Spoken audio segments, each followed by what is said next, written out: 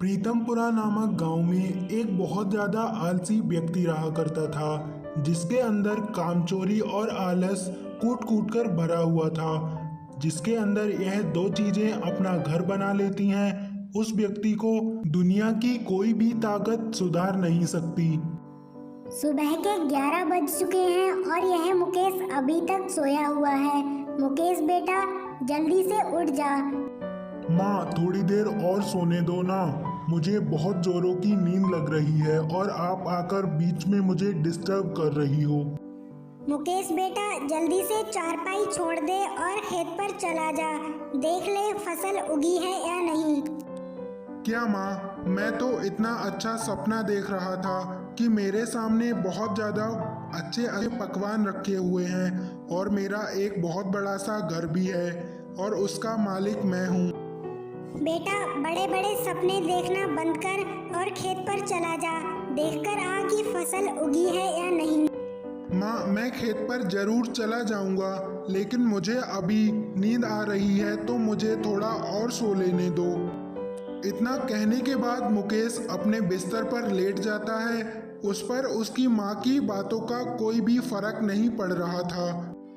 सभी गांव वाले मुकेश को बहुत ज़्यादा समझाया करते थे कि वह कुछ काम करने लग जाए और थोड़े बहुत पैसे भी जोड़ ले।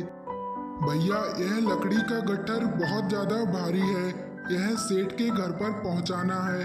अगर समय से पहुंच गया तो वह अच्छे पैसे दे देगा। अच्छा छोटे, ठीक है, मैं यह लकड़ी का गट्ठर सेठ के यहाँ पर पहुंचा दूंगा और उससे पैसे भी ले लूंगा। इतना कहकर महेश का छोटा भाई सुरेश अपने काम की ओर निकल जाता है। जैसे ही महेश की माँ अंदर जाकर देखती है तो महेश वहाँ पर दोबारा से सो जाता है। महेश बेटा, यह लकड़ी का गट्ठर तुझे समय से सेठ के यहाँ पर पहुँचाना है। हाँ माँ, अभी मुझे सोने दो, मुझे नींद आ रही है, तो मैं लकड़ी का गट्ठर सेठ के यहाँ पर पहुँचा दूंगा, आप जाओ। माँ के जाने के बाद महेश ने चारपाई छोड़नी चाही, लेकिन आलस ने उसे बहुत बुरी तरह जकड़ लिया था। इसीलिए उसने अपना लकड़ी का गट्ठर सेठ के यहाँ पर नहीं पहुँचा पाया। महेश, मैंने तुझसे कहा था कि सेठ के यहाँ पर यह लकड़ी का गट्ठर पहुँचा देना, तूने क्यों नहीं पहुँचाया?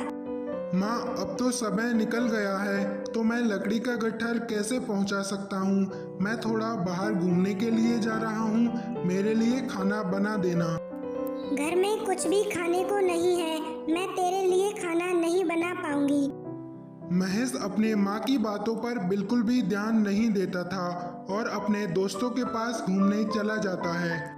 सुरेश बेटा, मैं तो महेश की वजह से बहुत ज़्यादा चिंता में रहने लगी हूँ। मेरा तो कोई भी काम करने का मन नहीं करता है। माँ, आप बिल्कुल भी चिंता मत करो, आप महेश की शादी कर दो। जब उस पर अपनी बीबी का थोड़ा सा दबाव पड़ेगा तो वह खुद ब खुद सुधर जाएगा। हाँ सुरेश, मुझे सही लग रहा है, तुम सही बोल रहे हो, मुझे ऐसा ही करना चाहिए। मैं महेश के लिए कोई ना कोई अच्छी लड़की ढूंढ लेती हूँ। हाँ माँ, आप महेश के लिए कोई अच्छी लड़की देख लो और महेश भाई की शादी कर दो, वह सुधर जाएगा। महेश की माँ ने एक अच्छी सी लड़की देखकर महेश की शादी कर दी और महेश से कहा, महेश बेटा, अब तुम्हारी शादी हो गई है, तुम्हें काम की जरूरत है। तुम कल से अपने भाई के साथ काम पर चले जाना। अच्छा माँ, ठीक है, तो आप कल मेरे लिए सुबह जल्दी उठा देना, तो मैं सुरेश के साथ कोई ना कोई काम ढूंढ लूँगा और काम करने लग जाऊँगा। सुरेश ऐसे कई वादे अपनी माँ के साथ पहले भी कर चुका था।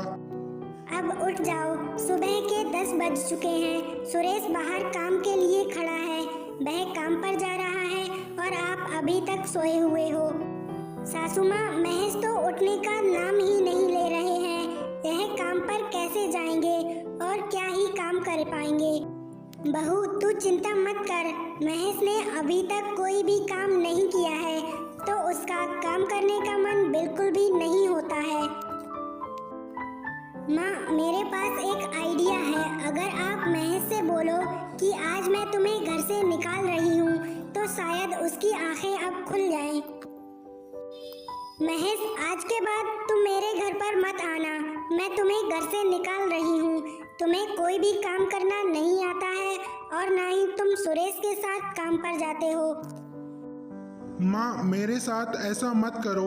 मैंने क्या किया है? मुझे कोई भी काम करना नहीं आता है। मुझे घर से निकाल दोगी तो मैं क्या कर पाऊंगा?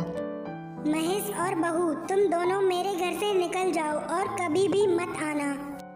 चलते चलते महेश अपनी पत्नी के साथ एक जंगल में पहुंच गया। उसकी पत्नी महेश से कहने लगी, मैंने तो आपसे पहले ही बोला था, कोई ना कोई काम कर लो। पूजा, मैं कल से अपने लिए काम ढूंढ लूंगा और कोई ना कोई काम जल्दी ही करने लगूंगा। ऐसे तो हम लोग भूखे ही मर जाएंगे। पूजा के पास थोड़े से पैसे रखे हुए थे तो उसने मंडी जाकर सब्जियां खरीदी और महेश को लाकर दे दी और एक ठेला भी खरीद लिया। महेश अब एक अलग गांव में जाकर सब्जियां बेचा करता था। थोड़े दिनों बाद उसकी सब्जियां काफ़ी ज़्यादा अच्छी बिकने लगी। सभी लोग उसकी सब्जियां खरीदते थे और उसकी सब्जियां ताज़ी भी हुआ करती थी। महेश गांव-गांव जाकर सब्जियां बेचता था तो सभी लोग महेश से ही सब्जियां लेना पसंद किया करते थे। सभी लोग महेश की सब्जियों की तारीफ भी करते थे क्योंकि महेश की सब सब्जियां ताज़ी हुआ करती थी। महेश ने अपने लिए एक छोटा सा घर ले लिया। अब महेश खुश रहा करता